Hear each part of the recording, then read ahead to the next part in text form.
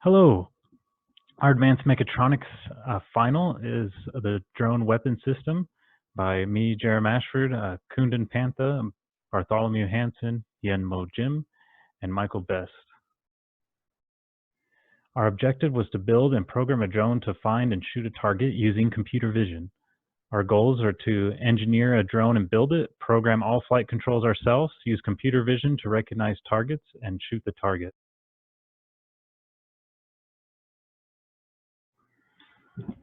I just wanted to explain the Ecalc, which we used to help us determine our components that we would use and to make sure that they were compatible with each other and that nothing blew up.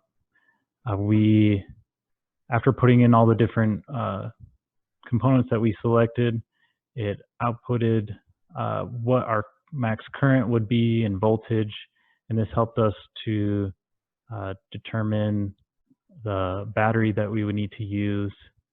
It also gave us our hover flight time, which is at 7.5 minutes for our current build, and our thrust to weight ratio, which is 4:1, which our ideal would be at least 2:1.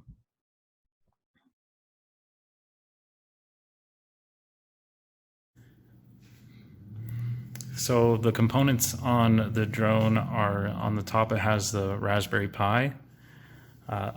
Underneath is the Arduino Nano. Here we have a voltage converter. We have 2 of those. Next to the Arduino Nano is a gyroscope. Then we also have underneath that a 4-in-1 ESC. And obviously we have our 4 motors and we have 2 batteries underneath. Then we also, on the front here, we have our Raspberry Pi camera and our laser.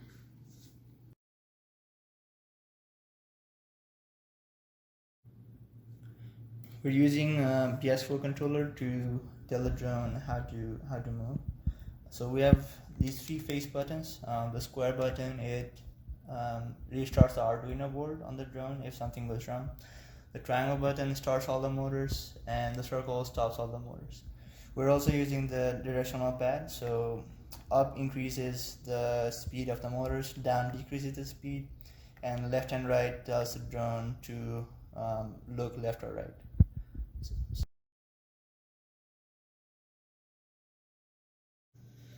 The controller is connected to the Raspberry Pi through Bluetooth. We have a Python program running on the Pi that detects which button has been pressed on the controller. And the Pi has to relay that button press to the Arduino. So we have one pin connected from the Raspberry Pi to the Arduino for each of these buttons on the controller. We're using interrupts on the Arduino to detect when one of these when a control signal has been received from the controller. So the problem is we only have one interrupt pin on the Arduino. So what we're doing is we're activating the interrupt pin and one of the other digital pins at the same time. So when the Arduino detects the interrupt, it checks one of the other pins on the Arduino Nano to see if they have also been activated, and that's how the Arduino knows which input signal has been given. Okay, so we are using a PID controller to control each one of these 4 motors individually. So we're sending a PWM signal from the Arduino to the ESC. The length of the signal is between 1000 microseconds and 2000 microseconds. So this is the front of the drone. These are the front 2 motors and these are the back 2 motors. So if I tilt the drone to the right like this, the motors on the right, they need to increase their PWM values so they keep the drone level. So if we come here to the serial monitor, you can see that the PWM values of the right 2 motors are greater than the ones on the left. Now if I turn it to the back like that, Then again, the back two motors should increase the PWM values to keep the drone level. And we can see that here, the motors on the back, they have a higher PWM value than the ones on the front.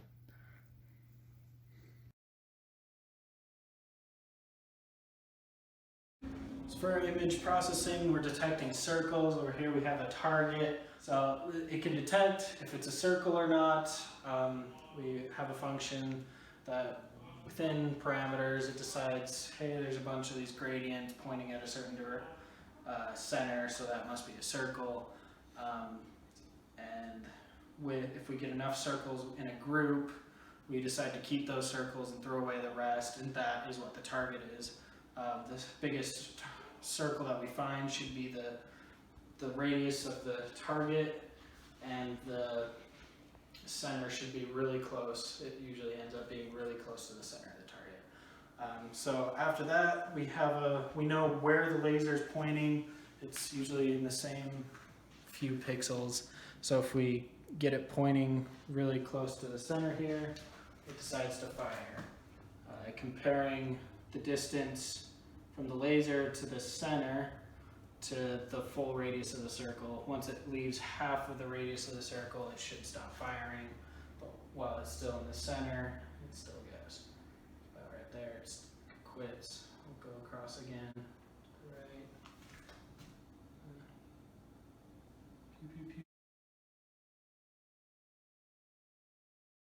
Right. Okay, so this is showing the how the camera is actually seeing the target.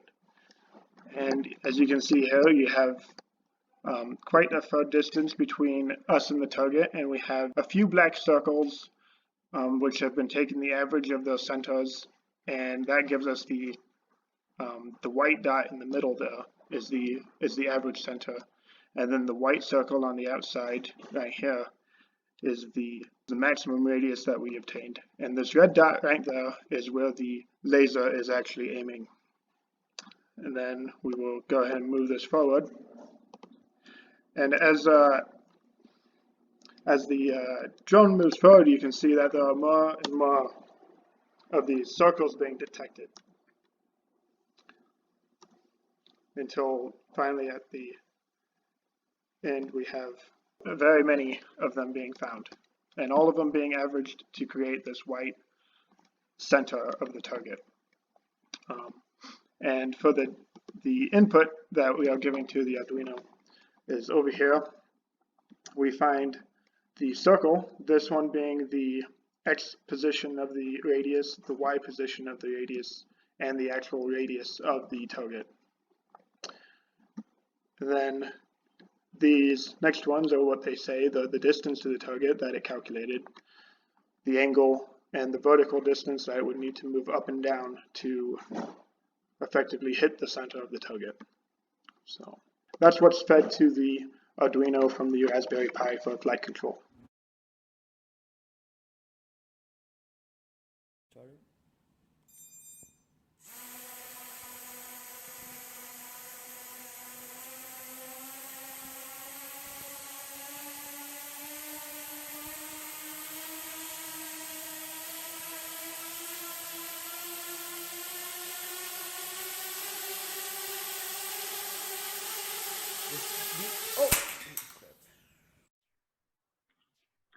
So in conclusion, we were able to get all the components to work except for the PID controller.